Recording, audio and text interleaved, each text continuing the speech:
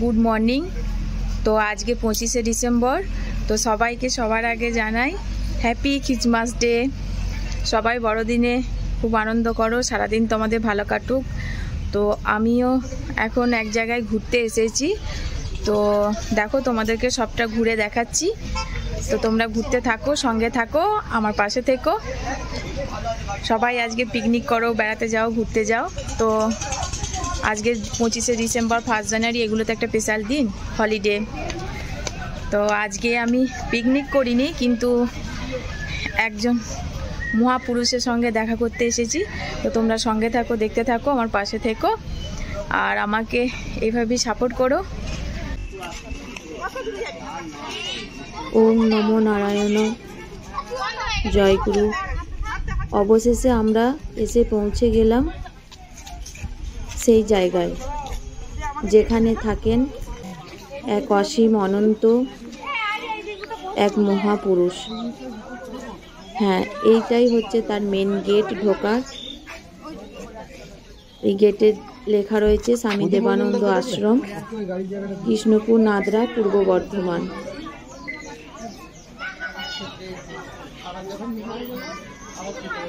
এটাই হলো মূল প্রবেশ পথ।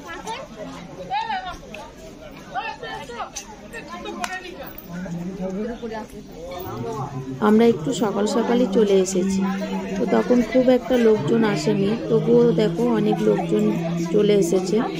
তো ডান সাইডে বাঁ সাইডে দু জায়গাতেই রিসেপশনের মতন, অর্থাৎ এখানে মানে যারা যারা আসছে, কোথা থেকে আসছে এবং কজন এসেছে, ওখানে নাম লেখাতে হচ্ছে।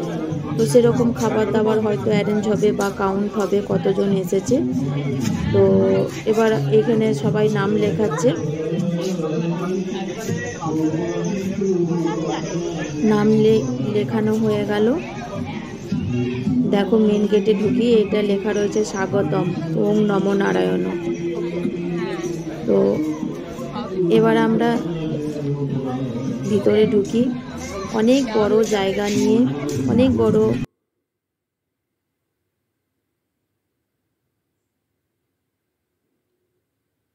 এখানে বাবা বসবেন, এর সামনে দর্শকরা বসবেন সবাই, বা ভক্তরা বসবেন।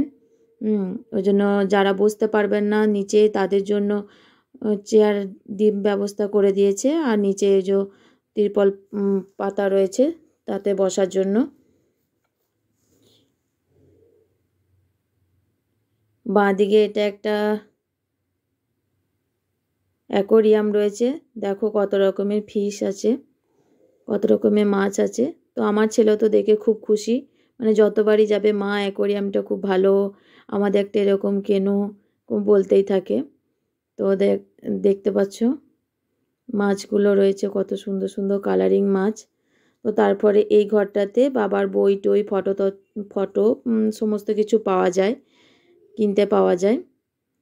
তো এই গাছটাই হচ্ছে পঞ্চবটী বন, আর পঞ্চবটী বনের ঠিক পিছনে রয়েছে এই মন্দির, এই যজ্ঞ মন্দির।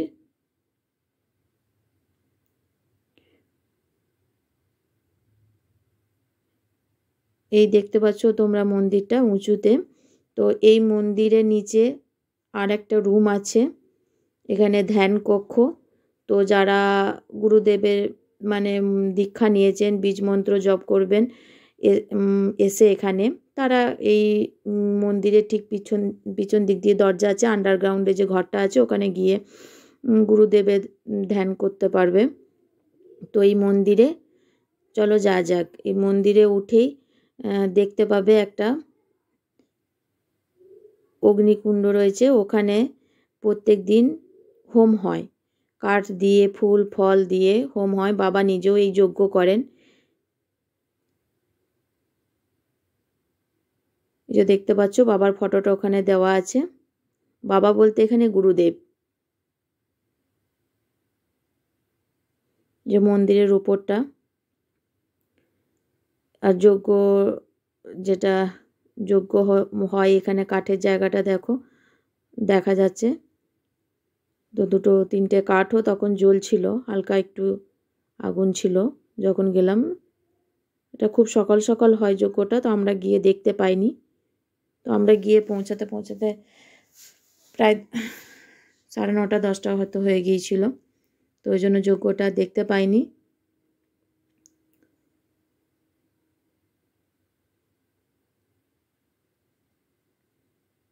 চারিদিকটা কাঁচ দিয়ে ঘেরা আছে, সবাই প্রণাম করছে, কেউ বসে জপ করছে বীজ মন্ত্র।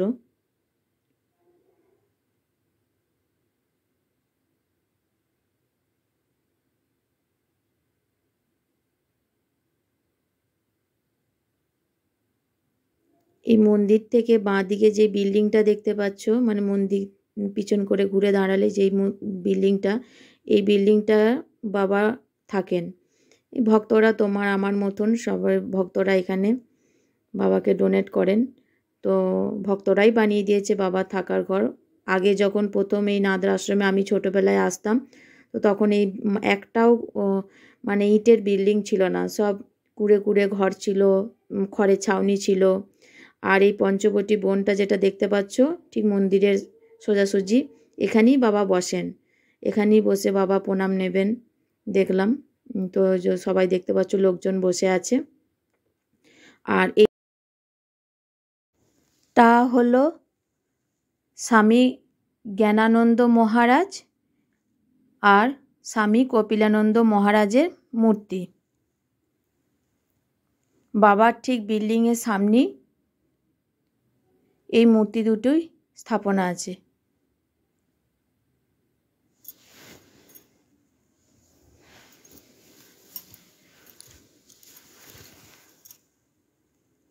এবার চলো টিফিনটা নেওয়া যাক। তো সকালে টিফিনের ব্যবস্থা ছিল। দেখতে পাচ্ছ এই বিল্ডিংটা হচ্ছে খাবারের বিল্ডিং, এখানে রান্না টান্না হয়, এখানেই খাওয়া দাওয়া হয়। তো সবাই দেখো টিফিন নিতে এসেছে, টিফিন নিয়ে যাচ্ছে। এদিকে বাথরুম রয়েছে।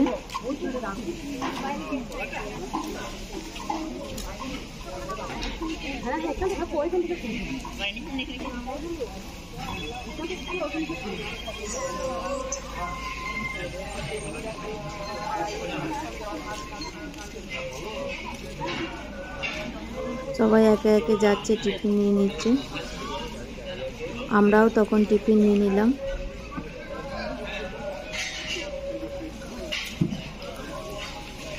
বাবার কাছে দর্শনের আগে যতবারই এসেছি ভেবেছি বাড়ি থেকে না খেয়ে গেছি যে বাবাকে দর্শন করে তারপর খাবো, প্রণাম করে তারপর খাবো। তো বাবার আশ্রমে গেলেই আগে টিফিনটা ধরিয়ে দেবে না, বাবা বলে দিয়েছে টিফিন করে নাও, তারপর বাবা দর্শন দেবে।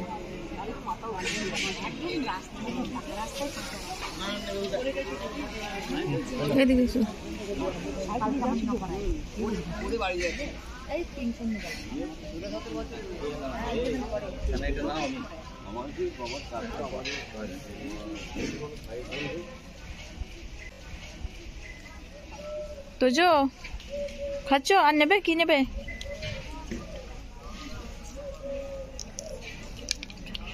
কেক নেবে? এটা টিফিনটা কে খেয়েছে আপনার? এটা সরিয়ে দিন না, বসাবো। এইখানেই ফেলে দিচ্ছে সব, ওইখানে ডাস্টবিন রেখেছে।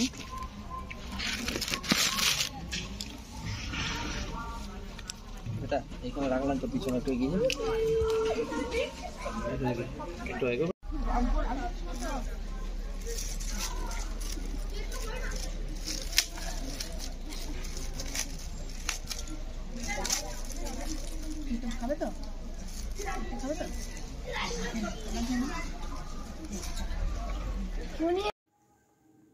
খাওয়া দাওয়া সেরে এবার চলে এলাম বাবার সঙ্গে দেখা করতে বা বাবাকে প্রণাম করতে, দর্শন করতে।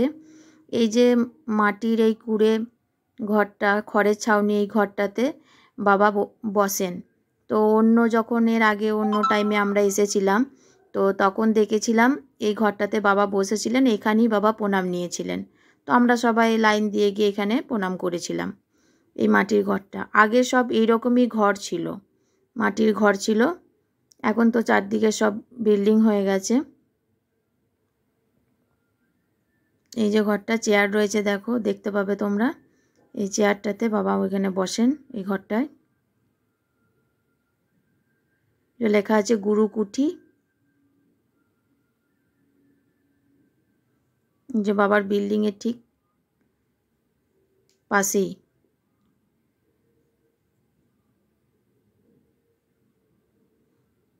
বাবা বসে গেছেন দর্শন দেবার জন্য। তো ভক্তরা সবাই বসে আছে। এবার সবাই যে যার মতো লাইনে দাঁড়াবে প্রণামের জন্য।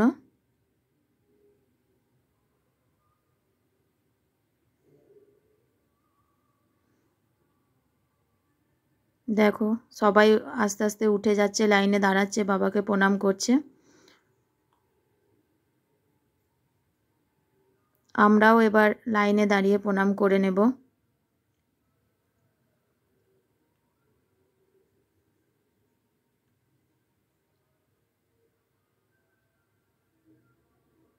ইনিই হচ্ছেন সেই মহাপুরুষ।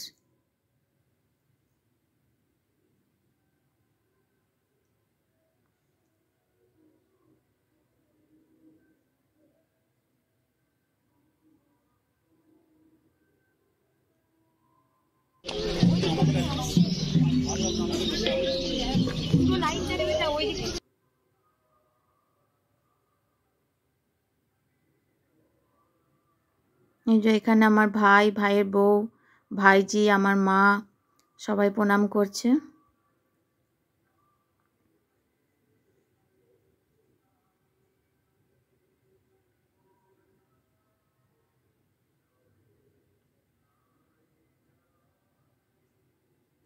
উনিও হচ্ছেন অন্তর্যামী, মনের কথা সব বুঝতে পারেন।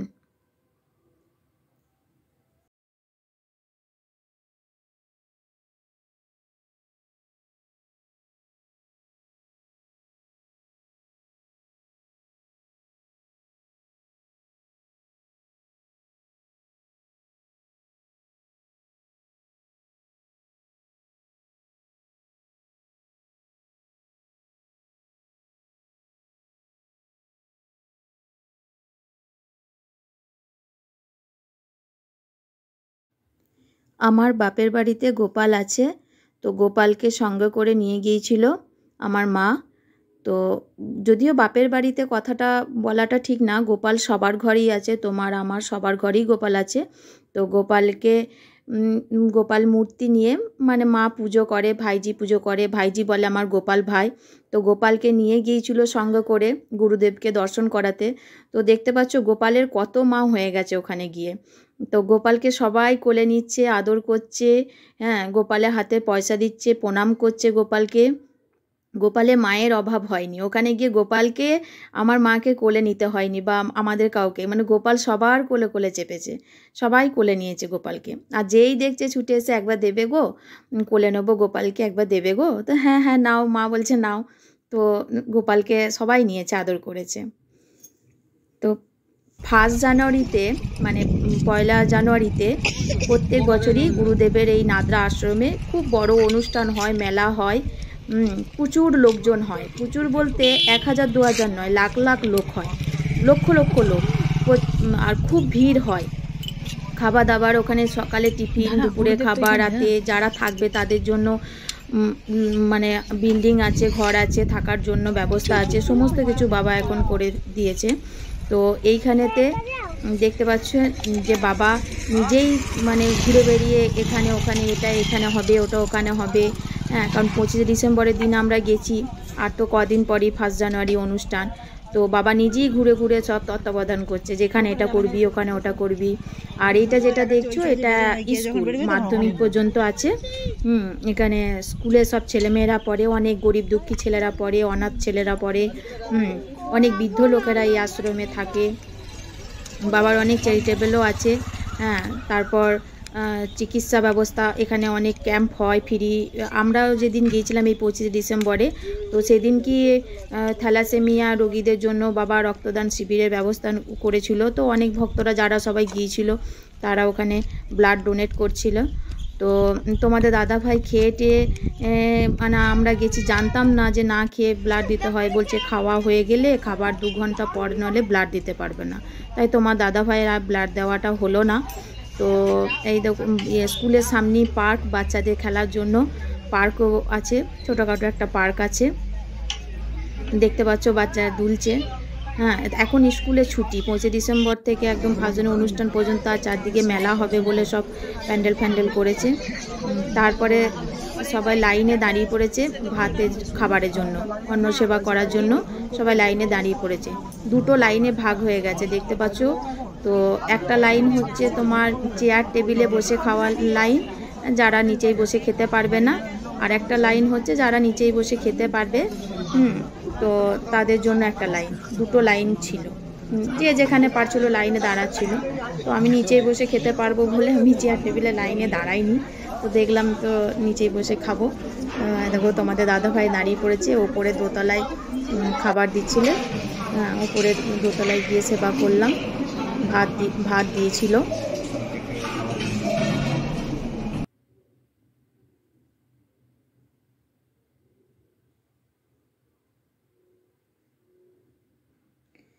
খেয়ে টেয়ে এবার এই দিকটা একটু ঘুরতে এলাম। তো এই দিকটা আছে গুরুদেবের গোশালা আছে একটা, আগে এখানে রান্না হতো, একটা রান্নার ঘর ছিল। তো এখন গিয়ে দেখলাম রান্নার ঘরটা ভেঙে দিয়েছে, দিয়ে আবার একটা ইট দিয়ে কিছু একটা ঘর বানাচ্ছে। তো এটা কি রান্নাঘর না কি জানি না, বুঝতে পারলাম না।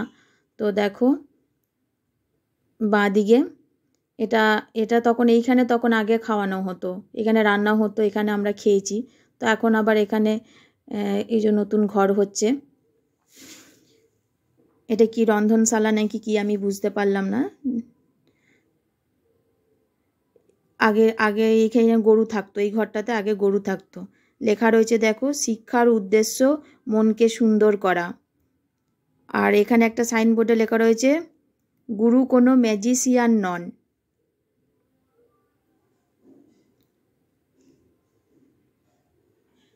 কিন্তু আমার কাছে আমার গুরুদেব আমার কাছে সত্যি ম্যাজিশিয়ান, মানে ওনার কথা যা বলেছে আমার জীবনে তাই ফলেছে। এবং উনি যেটা বলেন আমার মনে হয় আমার বাকসিদ্ধ পুরুষ উনি। তো ওনার কথা সমস্ত কিছু আমার মিলে গেছে, এবং আমার সামনে অনেকজনকে অনেক কথা বলেছেন, কিন্তু সেটাও দেখেছি তারা সঙ্গে সঙ্গে বলেছে হ্যাঁ এটা ঠিক বাবা, আপনি ঠিকই বললেন, এটা হয়েছে, এটা ঘটেছে। অনেক কিছু আমি বাবার থেকে পেয়েছি, আমার জীবনের অনেক কিছুর সাথে আমার গুরুদেব যুক্ত আছেন। তো দেখো এখান থেকে দেখা যাচ্ছে, দেখো কত বড় এরিয়া, পুরো রামকৃষ্ণ মঠের মতন একদম। এদিকে গোশালা রয়েছে, কত বড় এরিয়া, মানে যদি পুরো এরিয়াটা আমাকে ঘুরে দেখাতে হয় বন্ধুরা, তো মানে 1 ঘন্টা লেগে যাবে আমার ঘুরতে। তো কত বড় এরিয়া দেখতে পাচ্ছ, কত গরু রয়েছে, গরু দেখভাল করার জন্য লোকও আছে, অনেক লোকও এখানে নিয়োগ আছে।